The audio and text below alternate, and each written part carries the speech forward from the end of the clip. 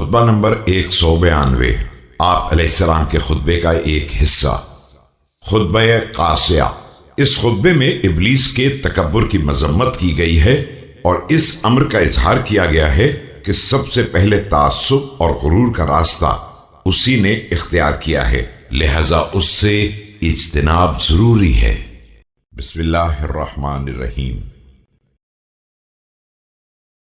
حمد خدا، ساری تعریف اس اللہ کے لیے ہے جس کا لباس عزت اور کبریائی ہے، اور اس نے اس کمال میں کسی کو شریک نہیں بنایا ہے۔ اس نے ان دونوں صفتوں کو ہر ایک کے لیے حرام اور ممنوع قرار دے کر صرف اپنی عزت و جلال کے لیے منتخب کر لیا ہے۔ نافرمانیوں کی جڑ، اور جس نے بھی ان دونوں صفتوں میں اس سے مقابلہ کرنا چاہا ہے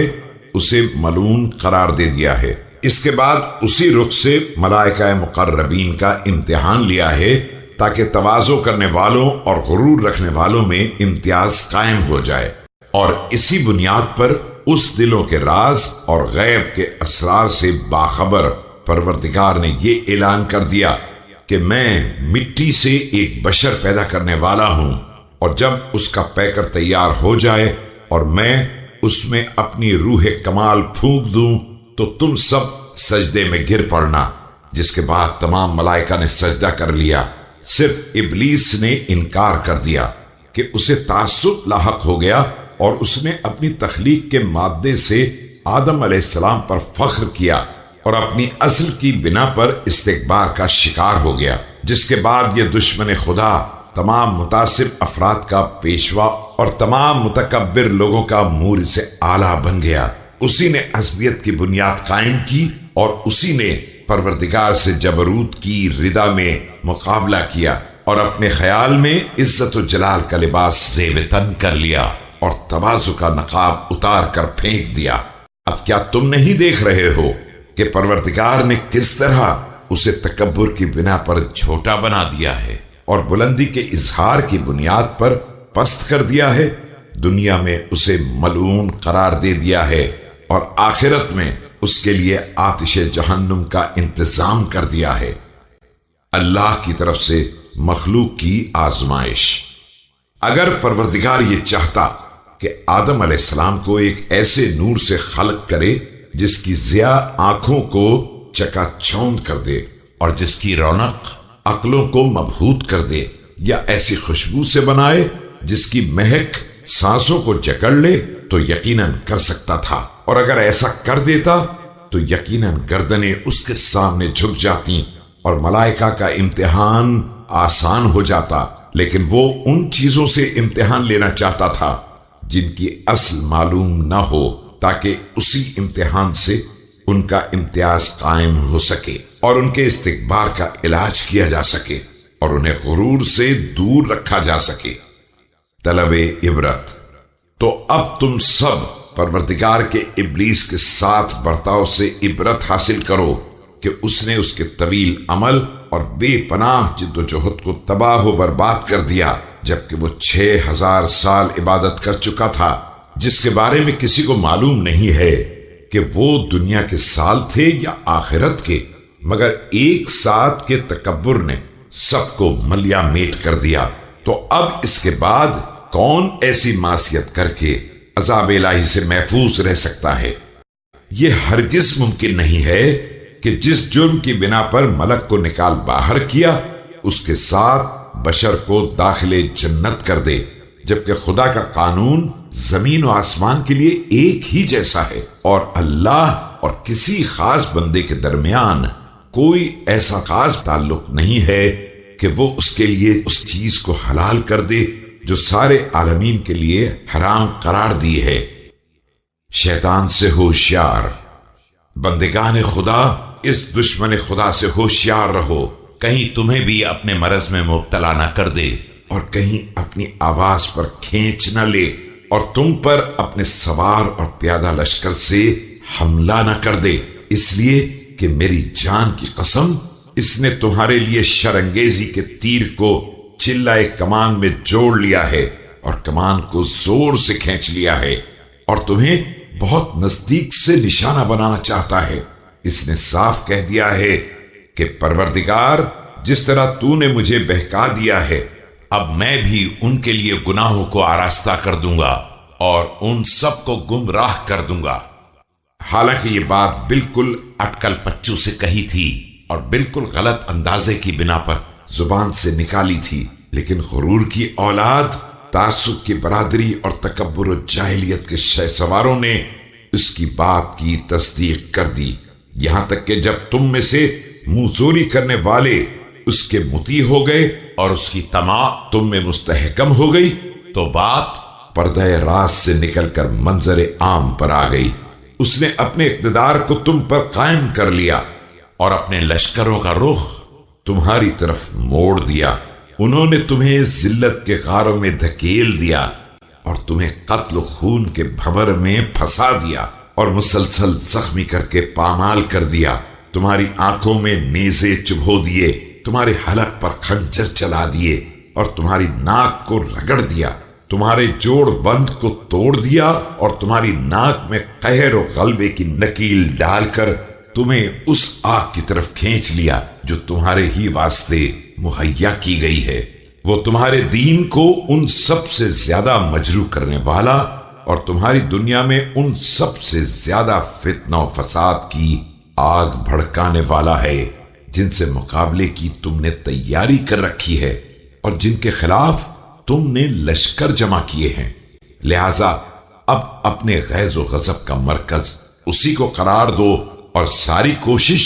اسی کے خلاف صرف کرو۔ خدا کی قسم، اس نے تمہاری اصل پر اپنی برتری کا اظہار کیا ہے اور تمہارے حسب میں عیب نکالا ہے اور تمہارے نسب پر تانا دیا ہے اور تمہارے خلاف لشکر جمع کیا ہے اور تمہارے راستے کو اپنے پیادوں سے روندنے کا ارادہ کیا ہے، جو ہر جگہ تمہارا شکار کرنا چاہتے ہیں اور ہر مقام پر تمہارے ایک ایک انگلی کے پور پر ضرب لگانا چاہتے ہیں، اور تم نہ کسی ہیلے سے اپنا بچاؤ کرتے ہو اور نہ کسی عزم و ارادے سے اپنا دفاع کرتے ہو، درحال کہ تم ذلت کے بھنور،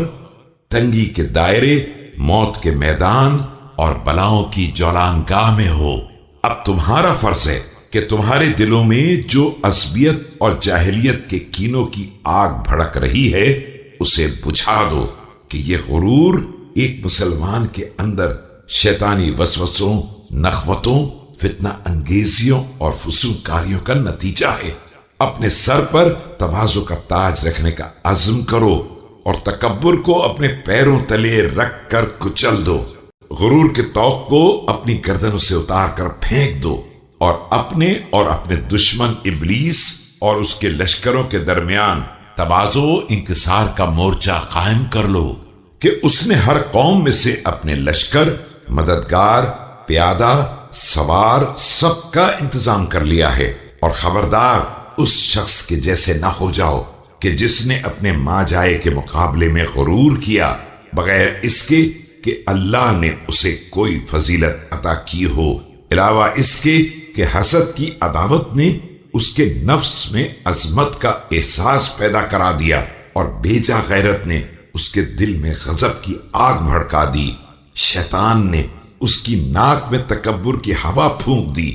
اور انجام کار ندامت ہی ہاتھ آئی، اور قیامت تک کے تمام قاتلوں کا گناہ اس کے ذمے آ گیا کہ اس نے قتل کی بنیاد قائم کی ہے۔ تکبر سے پرہیز۔ یاد رکھو، تم نے اللہ سے کھلم کھلا دشمنی اور صاحبان ایمان سے جنگ کا اعلان کر کے ظلم کی انتہا کر دی ہے اور زمین میں فساد برپا کر دیا ہے۔ خدا سے ڈرو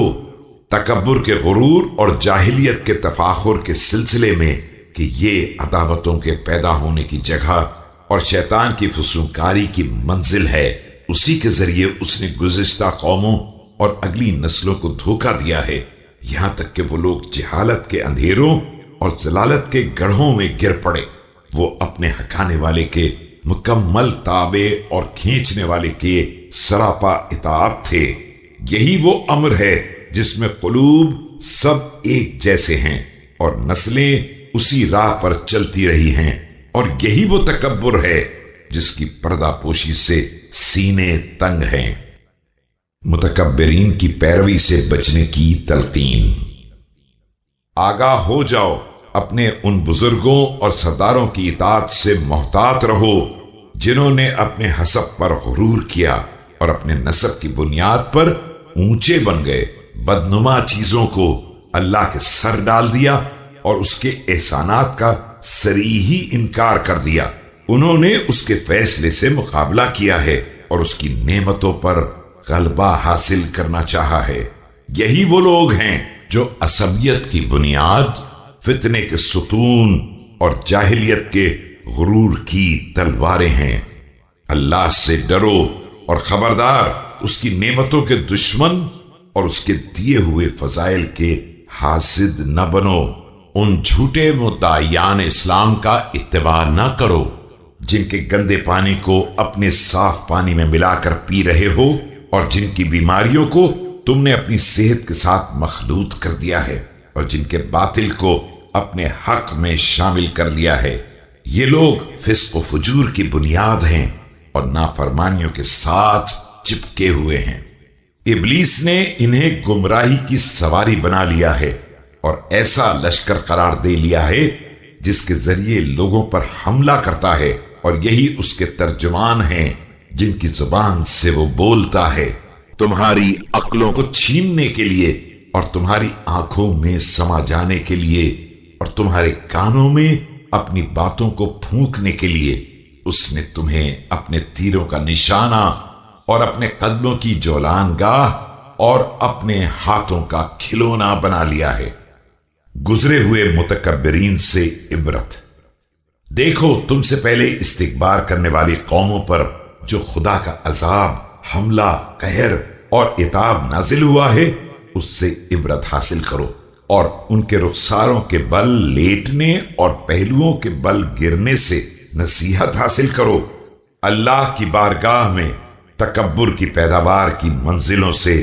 اس طرح پناہ مانگو جس طرح زمانے کے حوادث سے پناہ مانگتے ہو۔ اگر پروردگار تکبر کی اجازت کسی بندے کو دے سکتا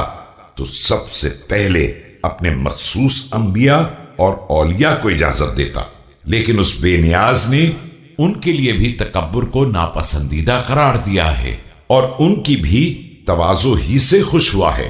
انہوں نے اپنے رخساروں کو زمین سے چپکا دیا تھا اور اپنے چہروں کو خاک پر رکھ دیا تھا اور اپنے شانوں کو مومنین کے لیے جھکا دیا تھا۔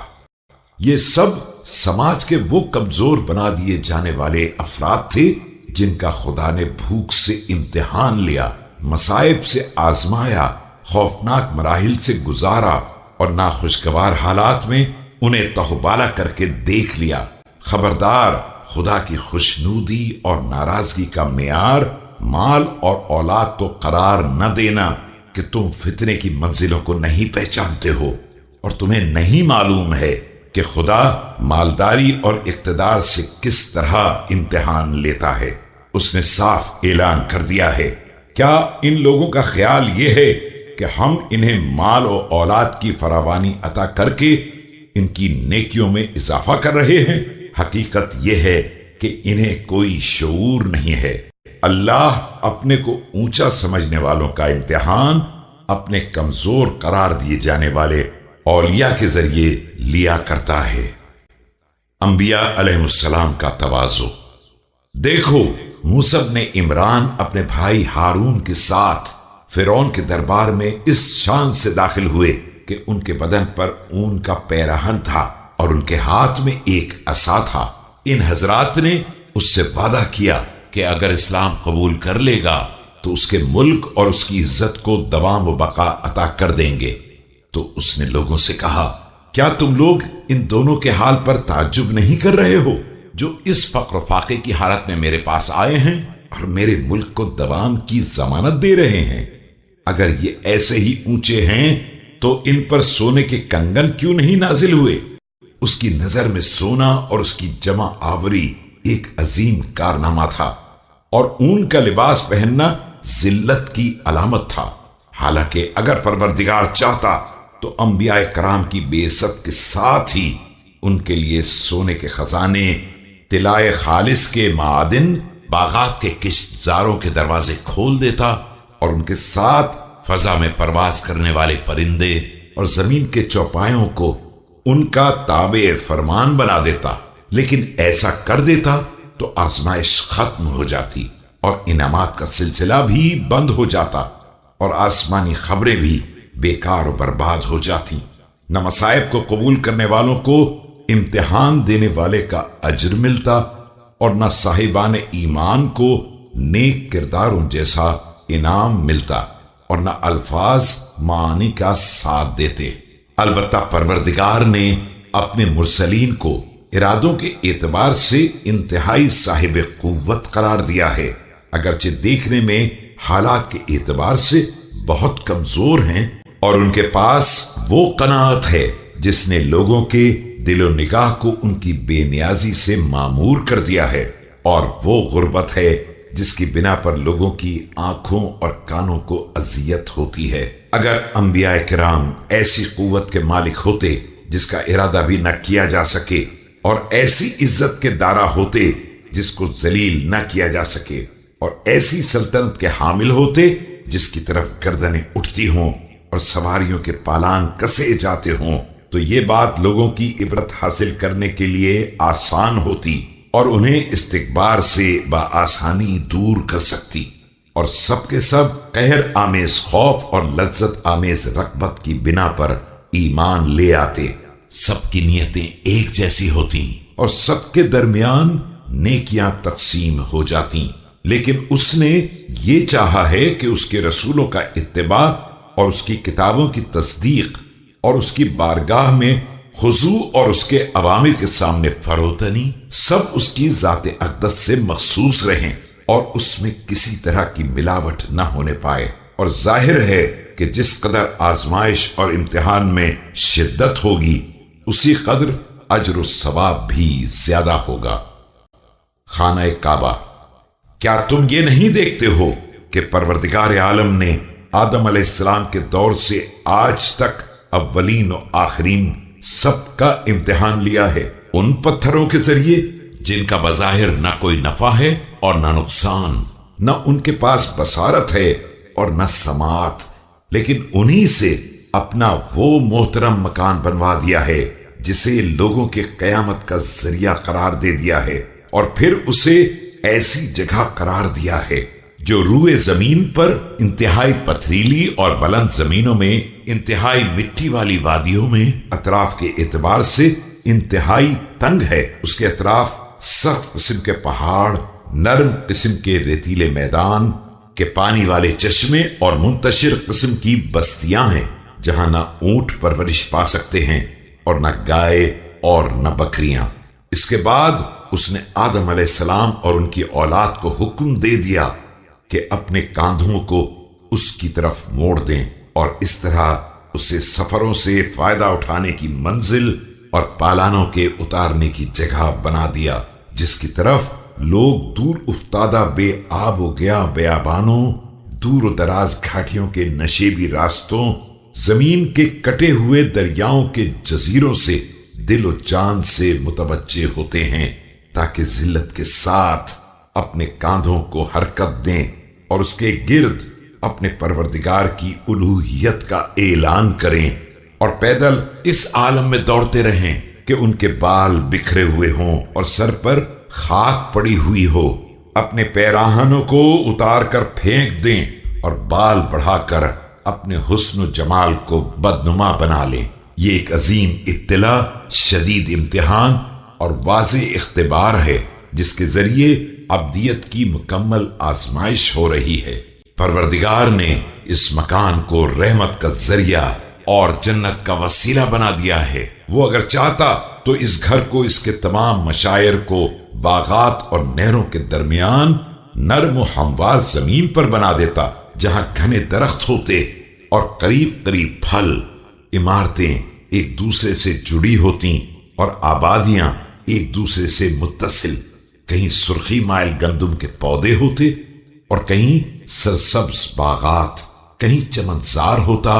اور کہیں پانی میں ڈوبے ہوئے میدان، کہیں سرسبز و شاداب کے استظار ہوتے اور کہیں آباد گزرگاہیں، لیکن اس طرح آزمائش کی سہولت کے ساتھ جزا کی مقدار بھی گھٹ جاتی، اور اگر جس بنیاد پر اس مکان کو کھڑا کیا گیا ہے وہ سب زمرد اور سرخ یاقوت جیسے پتھروں اور نور و ضیاء کی تابانیوں سے عبارت ہوتی تو سینوں پر شکوک کے حملے کم ہو جاتے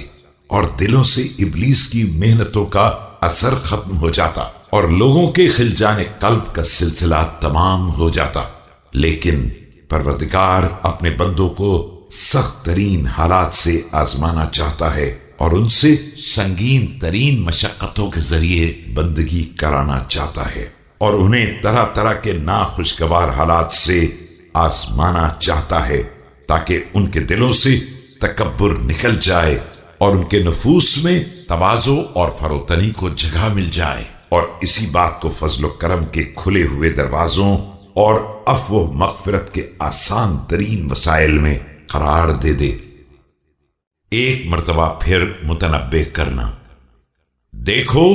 دنیا میں سرکشی کے انجام، آخرت میں ظلم کے عذاب اور تکبر کے بدترین نتیجے کے بارے میں خدا سے ڈرو کہ یہ تکبر شیطان کا عظیم ترین جال اور بزرگ ترین مکر ہے جو دلوں میں اس طرح اتر جاتا ہے جیسے زہر قاتل، کہ نہ اس کا اثر زائل ہوتا ہے اور نہ اس کا وار خطا کرتا ہے، نہ کسی عالم کے علم کی بنا پر اور نہ کسی نادار پر اس کے پھٹے کپڑوں کی بنا پر۔ فرائض کے فضائل۔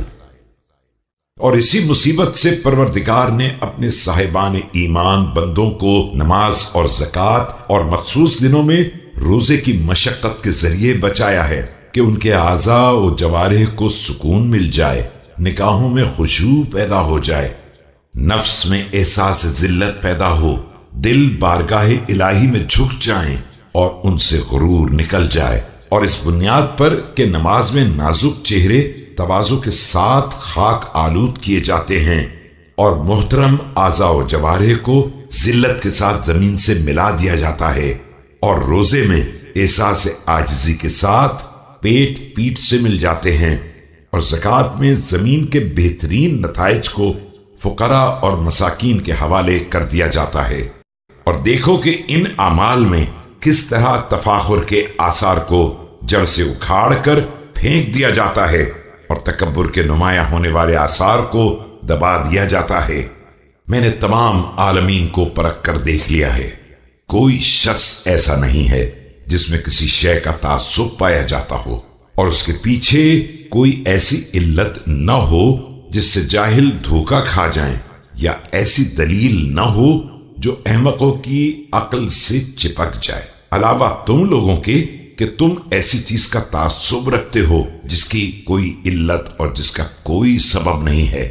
دیکھو ابلیس نے آدم علیہ السلام کے مقابلے میں عصبیت کا اظہار کیا تو اپنی اصل کی بنیاد پر اور ان کی تخلیق پر طنز کیا اور یہ کہہ دیا کہ میں آگ سے بنا ہوں اور تم خاک سے بنے ہو۔ دولت مندوں کے غرور کا ذکر۔ اسی طرح امتوں کے دولت مندوں نے اپنی نعمتوں کے آثار کی بنا پر غرور کا مظاہرہ کیا اور یہ اعلان کر دیا کہ ہم زیادہ مال اور اولاد والے ہیں، لہذا ہم پر عذاب نہیں ہو سکتا ہے، لیکن تمہارے پاس ایسی کوئی بنیاد بھی نہیں ہے،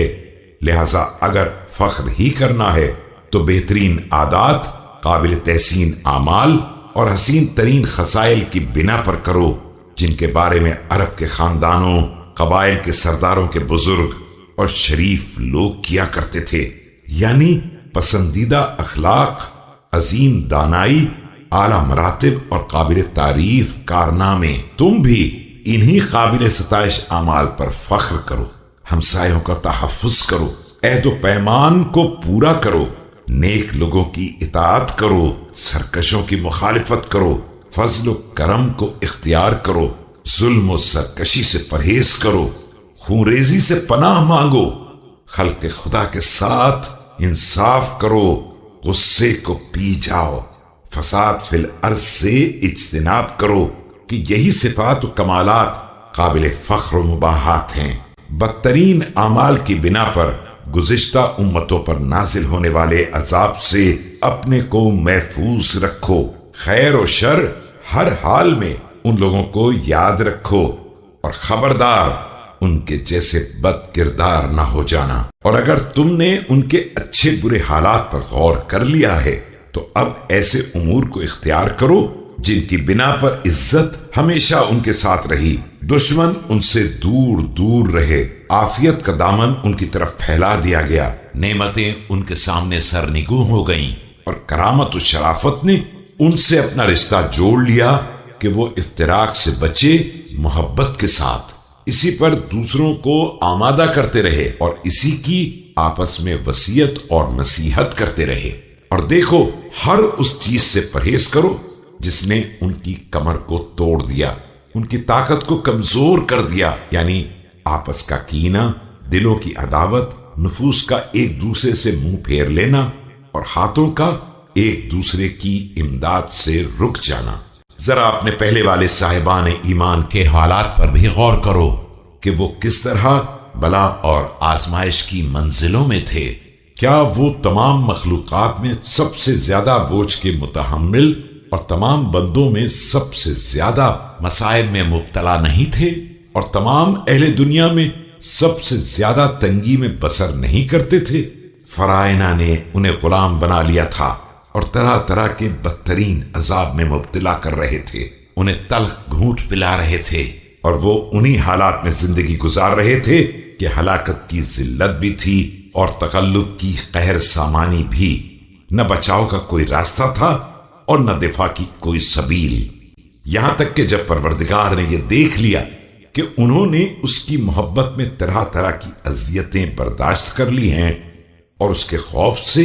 हर नागवार हालत का सामना कर लिया है, तो उनके लिए उन तंगियों में वुसअत का सामान फराहम कर दिया और उनकी जिल्लत को इज्जत में तब्दील कर दिया। खौफ के बदले अमन व अमान अता फरमा दिया और वो जमीन के हाकिम और बादशाह, कायद और नुमाया अफराद बन गए। इलाही करामत ने उन्हें उन मंजिलों तक पहुंचा दिया जहां तक जाने का उन्होंने तसव्वुर भी नहीं किया था। देखो, जब तक उनके इज्तिमाआत यकजा रहे, उनकी ख्वाहिशात में इत्तेफाक रहा, उनके दिल मुतदिल रहे, उनके हाथ एक दूसरे की इमदाद करते रहे, उनकी तलवारें एक दूसरे के काम आती रहीं, उनकी बसीरतें नाफिज रहीं और उनके अज़ाइम में इत्तेहाद रहा, वो किस तरह बाइज्जत रहे। क्या वो तमाम अतराफ जमीन के अरबाब और वो तमाम लोगों की गर्दनों के हुक्काम नहीं थे? लेकिन फिर आखिरकार उनका अंजाम क्या हुआ जब उनके दरमियान इफ्तिराक पैदा हो गया और मोहब्बतों में इंतशार पैदा हो गया, बातों और दिलों में इख्तिलाफ पैदा हो गया और सब मुख्तलिफ जमातों और मुतहारिब ग्रोहों में तकसीम हो गए, तो परवरदिगार ने उनके बदन से करामत का लिबास उतार लिया और उनसे नेमतों की शादाबी को सल्ब कर लिया और अब उनके किस्से सिर्फ इबरत हासिल करने वालों के लिए सामाने इबरत बनकर रह गए हैं। गुज़िश्ता उम्मतों से दरसे इबरत। लिहाजा अब तुम औलाद इस्माइल और औलाद इसहाक व इसराइल यानी याकूब अलैहिस्सलाम से इबरत हासिल करो कि सबके हालात किस कदर मिलते हुए और कैफियत किस कदर यकसा हैं। देखो, उनके इंतशार और इफ्तिराक के दौर में उनका क्या आलम था कि कैसर और किसरा उनके अरबाब बन गए थे और उन्हें अतराफ आलम के सब्जाजारों, इराक के दरियाओं और दुनिया की शादाबियों से निकालकर खारदार झाड़ियों और आंधियों की बेरोक गुजरगाहों और मईशत की दुश्वार गुजार मंजिलों तक पहुंचाकर इस आलम में छोड़ दिया था कि वो फकीर और नादार, ऊंटों की पुश्त पर चलने वाले और बालों के खेमों में कयाम करने वाले हो गए थे। घर बार के एतबार से तमाम कौमों से ज्यादा जलील और जगह के एतबार से सबसे ज्यादा खुश्क सालियों का शिकार थे। न उनकी आवाज थी जिसकी पनाह लेकर अपना तहफ्फुज कर सकें और न कोई उल्फत का साया था जिसकी ताकत पर भरोसा कर सकें। हालात मुस्तरिब, ताकतें मुंतशिर, कसरत में इंतशार, बलाएं सख्त जहालत तह बतह, जिंदा दरगोर बेटियां, पत्थर परस्तिश के काबिल, रिश्तेदारियां टूटी हुई और चारों तरफ से हमलों की यलगार। परवरदिगार की खास नेमत ज़ाते रसूल खुदा सल्लल्लाहु अलैहि वसल्लम। उसके बाद देखो कि परवरदिगार ने उन पर किस कदर एहसानात किए जब उनकी तरफ एक रसूल भेज दिया जिसने अपने निजाम से उनकी इताअत को पाबंद बनाया और अपनी दावत पर उनकी उल्फतों को मुत्तहिद किया, और उसके नतीजे में नेमतों ने उन पर करामत के बाल पर फैला दिए और राहतों के दरिया बहा दिए। शरीयत ने उन्हें अपनी बरकतों के बेशकीमत फवायद में लपेट लिया। वो नेमतों में गर्क हो गए और जिंदगी की शादाबियों में मजे उड़ाने लगे। एक मजबूत हाकिम के जेर साया हालात साजगार हो गए और हालात ने गलबा और बुजुर्गी के पहलू में जगह दिलवा दी, और एक मुस्तहकम मुल्क की बुलंदियों पर दुनिया और दीन की सादतें उनकी तरफ झुक पड़ी। वो आलमीन के हुक्काम हो गए और अतराफ जमीन के बादशाह शुमार होने लगे। जो कल उनके उमूर के मालिक थे, आज वो उनके उमूर के मालिक हो गए और अपने अहकाम उन पर नाफिज करने लगे जो कल अपने अहकाम उन पर नाफिज कर रहे थे, कि अब ना उनका दम खाम निकाला जा सकता था और ना उनका जोर ही तोड़ा जा सकता था। सरकशों की मजम्मत। देखो, तुमने अपने हाथों को इताअत के बंधनों से झाड़ लिया है और अल्लाह की तरफ से अपने गिर्द खींचे हुए हिसार में जाहिलियत के अहकाम की बिना पर रखना पैदा कर दिया है। अल्लाह ने इस उम्मत के इज्तिमा पर यह एहसान किया है कि इन्हें उल्फत की ऐसी बंदिशों में गिरफ्तार कर दिया है कि उसी के जेर साया सफर करते हैं और उसी के पहलू में पनाह लेते हैं। और ये वो नेमत है जिसकी कद्र कीमत को कोई शख्स नहीं समझ सकता है, इसलिए कि ये हर कीमत से बड़ी कीमत और हर शरफ करामत से बालातर करामत है। और याद रखो कि तुम हिजरत के बाद फिर सहराई बद्दू हो गए हो और बाहमी दोस्ती के बाद फिर ग्रोहों में तकसीम हो गए हो। तुम्हारा इस्लाम से राबिता सिर्फ नाम का रह गया है और तुम ईमान में से सिर्फ अलामतों को पहचानते हो और रूह मजहब से बिल्कुल बेखबर हो। तुम्हारा कहना है कि आग बर्दाश्त कर लेंगे मगर जिल्लत नहीं बर्दाश्त करेंगे, गोया के इस्लाम के हुदूद को तोड़कर और उसके उस अहद पैमान को पारा पारा करके जिसे अल्लाह ने जमीन में पनाह और मखलूकात में अमन करार दिया है, इस्लाम को उलट देना चाहते हो। हालांकि अगर तुमने इस्लाम के अलावा किसी और तरफ रुख भी किया तो अहले कुफ्र तुमसे बाकायदा जंग करेंगे और उस वक्त न जिब्राइल आएंगे, न मीकाइल, न मुहाजिर तुम्हारी इमदाद करेंगे और न अंसार। सिर्फ तलवारें खड़खड़ाती रहेंगी यहां तक कि परवरदिगार अपना आखिरी फैसला नाफिज कर दे। तुम्हारे पास तो खुदाई इताब अजाब और हवादिस व हलाकत के नमूने मौजूद हैं, लिहाजा खबरदार उसकी गिरफ्त से गाफिल होकर उसे दूर न समझो और उसके हमले को आसान समझकर और उसकी सख्ती से गाफिल होकर अपने को मुतमईन न बना लो। देखो, परवरदिगार ने तुमसे पहले गुजर जाने वाली कौमों पर सिर्फ इसीलिए लानत की है कि उन्होंने अम्र बिल मारूफ और नही अनिल मुनकर को तर्क कर दिया था, जिसके नतीजे में जो हला पर मासी के इर्तिकाब की बिना पर लानत हुई और दानिशमंदों पर उन्हें न मना करने की बिना पर। आगाह हो जाओ कि तुमने इस्लाम की पाबंदियों को तोड़ दिया है, उसके हुदूद को मुअत्तल कर दिया है और उसके अहकाम को मुर्दा बना दिया है। और परवरदिगार ने मुझे हुक्म दिया है कि मैं बगावत करने वाले, अहद शिकन और मुफसिदीन से जिहाद करूं। अहद व पैमान तोड़ने वालों से जिहाद कर चुका, नाफरमानों से मुकाबला कर चुका और बेदीन खवारिज को मुकम्मल तरीके से जलील कर चुका। रह गया गड्ढे में गिरने वाला शैतान, तो उसका मसला उस चिंगाड़ से हल हो गया जिसके दिल की धड़कन और सीने की थरथराहट की आवाज میرے کانوں تک پہنچ رہی تھی۔ اب صرف باغیوں میں تھوڑے سے افراد باقی رہ گئے ہیں کہ اگر پروردگار ان پر حملہ کرنے کی اجازت دے دے تو انہیں بھی تباہ کر کے حکومت کا رخ دوسری طرف موڑ دوں گا، اور پھر وہی لوگ باقی رہ جائیں گے جو مختلف شہروں میں بکھرے پڑے ہیں۔ آپ علیہ السلام کی شجاعت و فضیلت۔ مجھے پہچانو،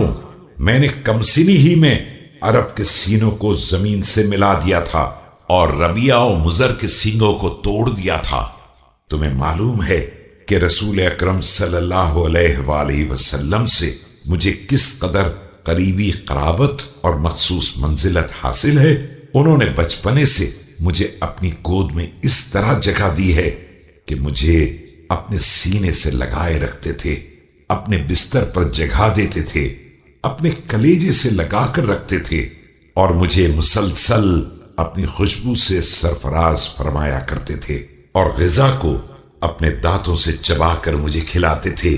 نہ انہوں نے میرے کسی بیان میں جھوٹ پایا اور نہ میرے کسی عمل میں غلطی دیکھی، اور اللہ نے دودھ بڑھائی کے دور ہی سے ان کے ساتھ ایک عظیم ترین ملک کو کر دیا تھا جو ان کے ساتھ بزرگیوں کے راستے اور بہترین اخلاق کے طور طریقے پر چلتا رہتا تھا، اور شب و روز یہی سلسلہ رہا کرتا تھا، اور میں بھی ان کے ساتھ اسی طرح چلتا تھا جس طرح اونٹنی کا بچہ اپنی ماں کے ہمراہ چلتا ہے۔ وہ روزانہ میرے سامنے اپنے اخلاق کا ایک نشانہ پیش کرتے تھے اور پھر مجھے اس کی اقتدا کرنے کا حکم دیا کرتے تھے۔ وہ سال میں ایک زمانہ غار حرا میں گزارا کرتے تھے جہاں صرف میں انہیں دیکھتا تھا اور کوئی دوسرا نہ ہوتا تھا۔ اس وقت رسول اکرم صلی اللہ علیہ وآلہ وسلم اور خدیجہ سلام اللہ علیہا کے علاوہ کسی گھر میں اسلام کا گزر نہ ہوا تھا، اور ان میں کا تیسرا میں تھا۔ میں نور وحی رسالت کا مشاہدہ کیا کرتا تھا اور خوشبو رسالت سے دماغ کو معطر رکھتا تھا۔ میں نے نزول وحی کے وقت شیطان کی چیخ کی آواز سنی تھی اور عرض کیا تھا، یا رسول اللہ، یہ چیخ کیسی ہے؟ تو فرمایا کہ یہ شیطان ہے جو آج اپنی عبادت سے مایوس ہو گیا ہے۔ تم وہ سب دیکھ رہے ہو جو میں دیکھ رہا ہوں، اور وہ سب سن رہے ہو جو میں سن رہا ہوں، صرف فرق یہ ہے کہ تم نبی نہیں ہو، لیکن تم میرے وزیر بھی ہو اور منزل خیر پر بھی ہو۔ میں اس وقت بھی حضرت صلی اللہ علیہ وآلہ وسلم کے ساتھ تھا جب قریش کے سرداروں نے آ کر کہا تھا کہ محمد، تم نے بہت بڑی بات کا دعویٰ کیا ہے جو تمہارے گھر والوں میں کسی نے نہیں کیا تھا۔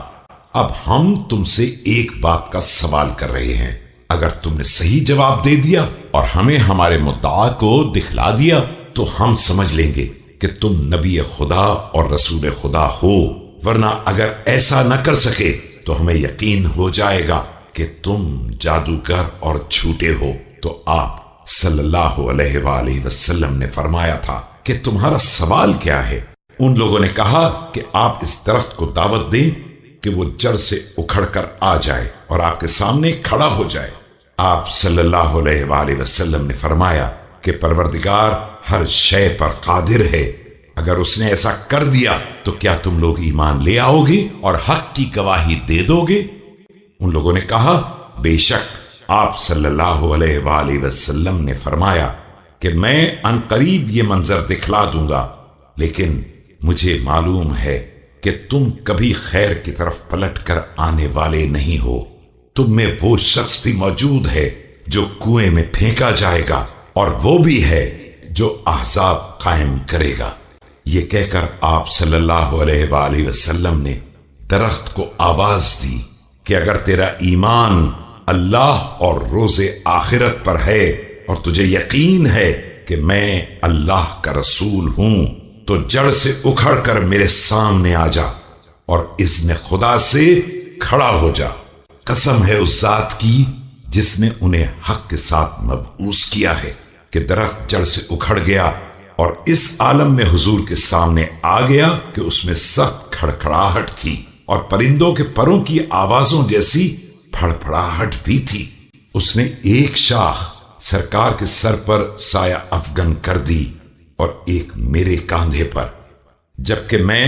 آپ صلی اللہ علیہ وآلہ وسلم کے داہنے پہلو میں تھا۔ ان لوگوں نے جیسے ہی یہ منظر دیکھا نہایت درجہ سرکشی اور غرور کے ساتھ کہنے لگے کہ اچھا اب حکم دیجئے کہ آدھا حصہ آپ کے پاس آ جائے اور آدھا رک جائے۔ آپ صلی اللہ علیہ وآلہ وسلم نے یہ بھی کر دیا اور آدھا حصہ نہایت درجہ حیرت کے ساتھ اور سخت ترین کھڑکھڑاہٹ کے ساتھ آ گیا اور آپ صلی اللہ علیہ وآلہ وسلم کا حصار کر لیا۔ ان لوگوں نے پھر بربنائے کفر و سرکشی یہ مطالبہ کیا کہ اچھا اب اس سے کہیے کہ واپس جا کر دوسرے نصف سے مل جائے۔ آپ صلی اللہ علیہ وآلہ وسلم نے یہ بھی کر کے دکھلا دیا تو میں نے آواز دی کہ میں توحید الہی کا پہلا اقرار کرنے والا اور اس حقیقت کا پہلا اعتراف کرنے والا ہوں کہ درخت نے امر الہی سے آپ صلی اللہ علیہ وآلہ وسلم کی نبوت کی تصدیق اور آپ صلی اللہ علیہ وآلہ وسلم کے کلام کی بلندی کے لیے آپ صلی اللہ علیہ وآلہ وسلم کے حکم کی مکمل اطاعت کر دی۔ لیکن ساری قوم نے آپ صلی اللہ علیہ وآلہ وسلم کو جھوٹا اور جادوگر قرار دے دیا کہ ان کا جادو عجیب بھی ہے اور باریک بھی ہے اور ایسی باتوں کی تصدیق ایسے ہی افراد کر سکتے ہیں، ہم لوگ نہیں کر سکتے ہیں۔ لیکن میں بہرحال اس قوم میں شمار ہوتا ہوں جنہیں خدا کے بارے میں کسی ملامت کرنے والے کی ملامت کی پرواہ نہیں ہوتی ہے، جن کی نشانیاں صدیقین جیسی ہیں اور جن کا کلام نیک کردار افراد جیسا۔ یہ راتوں کو آباد رکھنے والے اور دنوں کے منارے ہیں، قرآن کی رسی سے متمسک ہیں اور خدا اور رسول کی سنت کو زندہ رکھنے والے ہیں۔ ان کے یہاں نہ غرور ہے اور نہ سرکشی، نہ خیانت ہے اور نہ فساد۔ ان کے دل جنت میں لگے ہوئے ہیں اور ان کے جسم عمل میں مصروف ہیں۔